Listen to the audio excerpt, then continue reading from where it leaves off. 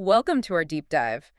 I want you to imagine a scenario for a second. Just picture the sheer chaos of a devastating, catastrophic natural disaster. Right. Buildings are falling, fires are burning, an entire city is just completely paralyzed. Now ask yourself, how could an environment like the 1906 San Francisco earthquake inadvertently create one of the greatest world champion tennis players of the early 20th century? It is entirely counterintuitive. I mean, when you think of widespread urban destruction, the absolute last thing that comes to mind is the refined, highly structured world of early tennis. Exactly. It's a collision of two completely different realities. And that is exactly the collision we are exploring today. Our mission for this deep dive is to unpack a comprehensive set of historical archives, mostly centered around a really detailed Wikipedia entry exploring the life of William Marquix Johnston. Though most people who know tennis history probably know him better as Little Bill Johnston. Right, Little Bill. So we are going to track his rise to world number one, examine the actual physical mechanics of how he played, and dig deep into the psychology of his bittersweet, legendary rivalry with another titan of the era. Big Bill Tilden. Big Bill Tilden, yeah. And to give you a framework for just how dominant Johnston was, we really should establish the statistical scale of his legacy right away. We're looking at an athlete who retired with an 87.3% career win record. Which is just absurd. It really is. That breaks down to 350 wins and only 51 losses over his entire career. He claimed 42 career titles. But the numbers, as impressive as they are, they're really just the surface. His actual life story fundamentally challenges our assumptions about sports rivalries and the environments that produce champions. Yeah, because if you look at the typical tennis champion from the 1910s and 1920s, you're almost always looking at a very specific pedigree. It's the era of manicured grass courts, country clubs, pristine white outfits, and generational wealth. But Johnston's background completely shatters that mold. Totally. Born in 1894 in San Francisco, he came from a distinctly working-class family of Irish origin. His father, Robert Johnston, worked as an electrical plant mechanic. So, young Bill was not exactly being groomed in elite, exclusive tennis academies. Far from it. His entry into the sport was a product of public infrastructure and, honestly, sheer historical accident. Which brings us back to 1906. Here's where it gets really interesting. Bill is just 11 years old when the massive San Francisco earthquake hits. Yeah.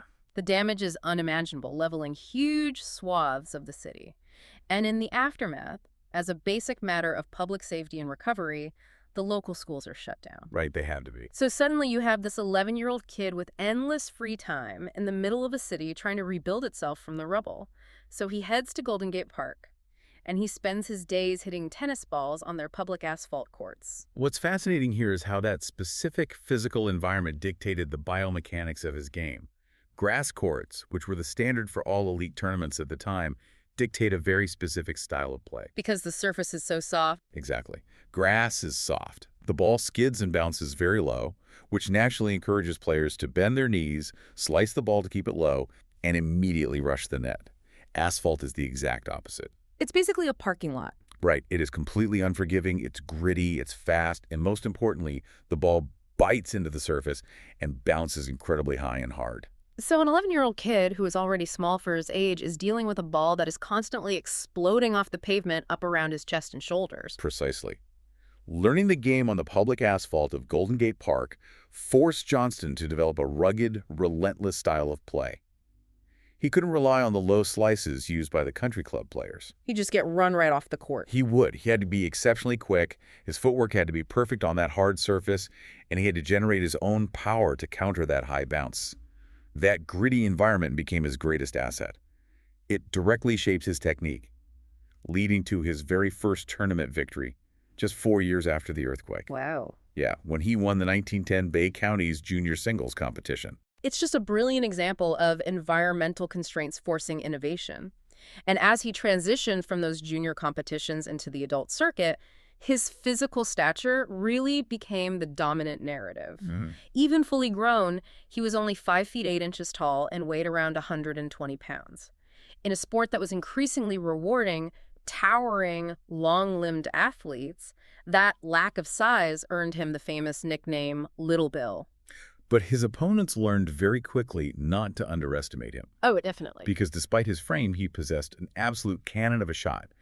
He generated a level of force that just baffled the players across the net from him. He had this deadly, devastating forehand drive. And the key to unlocking that power goes right back to those asphalt courts in San Francisco. Yeah. He utilized what is known in tennis as a Western grip, and he hit the ball shoulder high. And we should clarify what that means mechanically, because it's crucial to understanding his dominance. Yeah. If you don't play tennis, the traditional grip at the time, the Eastern grip, is essentially like shaking hands with the racket. Right. It keeps the racket face relatively flat.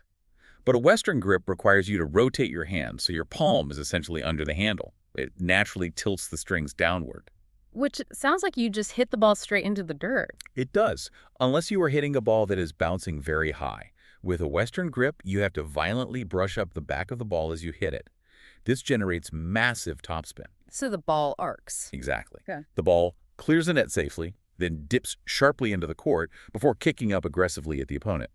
Think about young Johnston on the asphalt. The ball is bouncing to his shoulder. He takes that Western grip, steps in, and throws his entire 120-pound body weight into a sweeping shoulder-high swing. It's pure kinetic linking. He's using his entire body, not just his arm, to create this heavy spinning ball that players used to the polite, flat bounces of grass courts had absolutely no idea how to handle. None at all. And it didn't take long for that asphalt-bred power to translate onto the national stage. His initial ascent is basically a rocket ship. In 1915, at just 20 years old, Johnston enters the U.S. Championships. The biggest stage. He makes it to the final and defeats Maurice McLaughlin in a grueling 4-set match, taking the final set 10-8. And he proves he's not just a single specialist, winning the doubles title that same year. And he defends it the very next year in 1916 alongside his partner, Clarence Griffin. Right. He essentially conquered the American tennis establishment. But if we look at the broader historical timeline, his momentum hits a wall that had nothing to do with sports. World War I. Yes.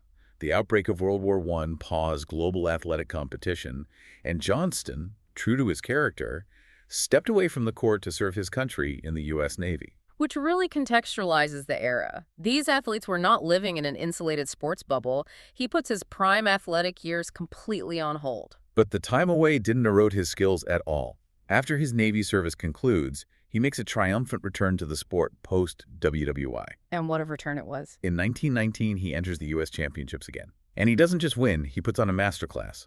He sweeps the final in 3 straight sets, 6-4, 6-4, 6-3. And the man he beats in that final is none other than Bill Tilden. The first major clash. Following that absolute domination, Johnston is officially ranked #1 by the United States Lawn Tennis Association. It's the perfect comeback narrative. To step away from military service, lose those crucial developmental years, and return to immediately reclaim the highest rank in the sport is a testament to his mental toughness. Yeah.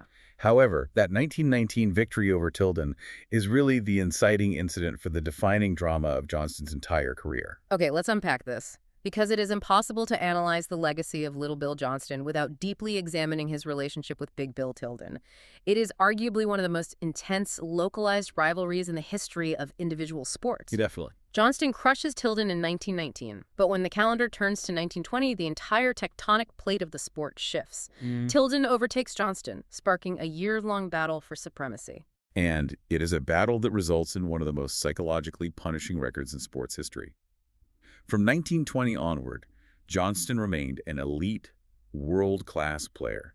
He was consistently tearing through tournament brackets, reaching the finals of the most prestigious events. But time and time again, he found himself blocked by the exact same person. Yes. Johnston was the runner-up at the U.S. Championships, a record 6 times. 6 times he made it to the ultimate match, only to fall to Tilden. That is a record for futility in a single major final that still stands today. You really have to pause and consider the psychological weight of that block. You are unequivocally one of the 2 best tennis players on the planet. You spend weeks grinding through a brutal draw of international competitors. Exhausting weeks. You reach the biggest stage in American tennis year after year, and the same towering figure is standing across the net, ready to deny you the trophy. But it's vital to understand the texture of these matches. It wasn't as though Tilden figured out Johnston's game and just started blowing him off the court. Not at all. The nuance of the rivalry is what makes it so compelling. The margins between them were razor thin. They were fundamentally peers. A perfect illustration of that is the 1922 season. Over the course of that year, Johnston and Tilden played each other 4 separate times. Johnston actually won 3 of those matches. Right. He had the tactical blueprint to dismantle Tilden's game. But when they met in the final of the U.S. Championships that September, Tilden manages to survive an exhausting 5-set thriller. Johnston drops the first 2 sets, fights all the way back to win the third and fourth, and then loses the fifth. It highlights a fascinating aspect of elite athletic psychology. Johnston had the physical tools and the strategy to beat Tilden, as he proved on other courts. But Tilden seemed to possess a localized aura of invincibility when it came to the finals of the U.S. Championships during that specific stretch. It's like a mental block. It became less about forehands and backhands and more about who could endure the immense atmospheric pressure of that specific tournament. But Johnston was far too talented to be defined solely by his runner-up finishes. He was still a global force. Look at 1923, which has to be considered an absolute peak of his international career. He travels to London and wins Wimbledon, And he does it emphatically. crushing Frank Hunter in the final in straight sets. 6-0, 6-3, 6-1. But he didn't stop there. That same year, he won the World Hardcourt Championships in Paris. And we should clarify the terminology there, because historical tennis names can be quite misleading. When we hear hard court today, we think of the acrylic concrete courts used at the modern U.S. Open or Australian Open. Right, like cement. But in 1923 Europe, hard court was the term used to distinguish a court from traditional grass. The tournament in Paris was actually played on crushed earth, or clay. Which completely changes the physics of the game again. Exactly. Clay is a slow surface. It grabs the ball, reducing its speed, but massively exaggerating the height of the bounce. Remember Johnston's Western grip forehand, homed on the high-bouncing asphalt of San Francisco? He was perfect for it. That stroke was tailor-made for European clay. His ability to hit heavy, looping topspin made him devastating on the surface. By winning Wimbledon on lightning-fast grass and the World Hardcourt Championships on slow clay in the same year, he proved an incredible, almost unmatched versatility. He essentially held the 2 most prestigious international titles in the sport simultaneously. He is the King of Europe, but he sails back to America in late summer of 1923, reaches the final of the U.S. Championships, and who is waiting for him? Big Bill Tilden. And Tilden beats him again. It really is a Shakespearean dynamic. No matter what he achieves globally, he returns home to face this insurmountable wall. It is a frustrating dynamic for Johnston individually. But if we connect this to the bigger picture, the story of the 2 Bills takes a brilliant turn when we look at international team competition. Because while they were fierce, bitter rivals constantly denying each other instant glory, the structure of the sport required them to figure out how to coexist. They had to become teammates. They represented the United States in the Davis Cup. And when they united under one flag, they formed perhaps the greatest dynasty in the history of the event. Together, Little Bill and Big Bill won 7 consecutive Davis Cup trophies from 1920 to 1926. 7 in a row. It is another monumental record that still stands today.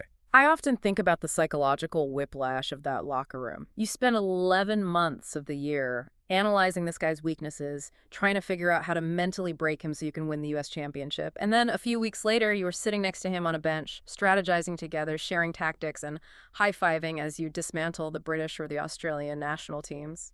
It requires a profound level of compartmentalization and mutual respect. They might have been individually competitive, but they were also pragmatic enough to realize that their combined talents were an unstoppable force of nature. They monopolized the sport. Completely. But as with all great sports dynasties, the era eventually reached its twilight. The turning point arrives in 1927. The United States Davis Cup team, anchored by Johnston, finally suffers a defeat. They lose to the legendary French team, famously known in tennis history as the Four Musketeers. Right, Lacoste, Barotra, those guys. Exactly. That loss signaled a changing of the guard. The European game was rising, a new, younger generation was taking over, and Johnston recognized the shift. In September of 1927, he announces his retirement from competitive play, officially confirming it the following year in 1928. And the decisions he makes upon retiring offer a really clear window into his core values. At this time, professional tennis was just beginning to organize into a touring circuit. Promoters were desperate for star power, and they offered Johnston a substantial sum of money to turn professional in play exhibitions. But he turns it down. He completely walks away from the money and the professional tour. Instead, he chooses to enter the brokerage industry. You have to view this through the lens of his background. The early professional tours were chaotic. Barnstorming, essentially. Yeah, often playing in dimly lit gymnasiums, constantly traveling, with no real prestige. For a working-class kid from San Francisco, whose father was a mechanic, achieving the pinnacle of the gentleman's amateur sport was the ultimate validation. Transitioning into the financial markets represented stability, respectability, and a very grounded approach to his post-athletic life. He leaves behind the international spotlight for the quiet reality of the financial sector. So what does this all mean? Let's take a step back and look at the final tally of what William Little Bill Johnston accomplished on the court. The resume remains staggering, even a century later. He finishes his career with 3 Grand Slam singles titles, 2 at the U.S. Championships, and that incredible 1923 Wimbledon victory. He captured 3 Grand Slam doubles titles, all at the U.S. Championships. He even secured a Grand Slam mixed doubles title, winning in 1921 alongside Mary Brown. An incredible run. And the tennis world permanently recognized the magnitude of his contributions when he was inducted into the International Tennis Hall of Fame in 1958. It was a vital enshrinement for a player who didn't just win trophies, but actually evolved the biomechanics of the sport. His use of the Western grip to generate topspin was a precursor to the modern game we see today. Tragically, Johnston was not there to see his own Hall of Fame induction. His life after tennis was cut incredibly short. He contracted tuberculosis and passed away on May 1st, 1946. Yes. He was only 51 years old. It is a remarkably quiet and somber end for a man who brought such explosive energy to the courts of Paris, London, and New York. It is a sobering conclusion. But when you reflect on the totality of his career, particularly those agonizing 6 runner-up finishes at the U.S. Championships, this raises an important question. What's that? Well, if Little Bill Johnston hadn't played in the exact same era as Big Bill Tilden, would history remember him as the undisputed greatest player of the early 20th century?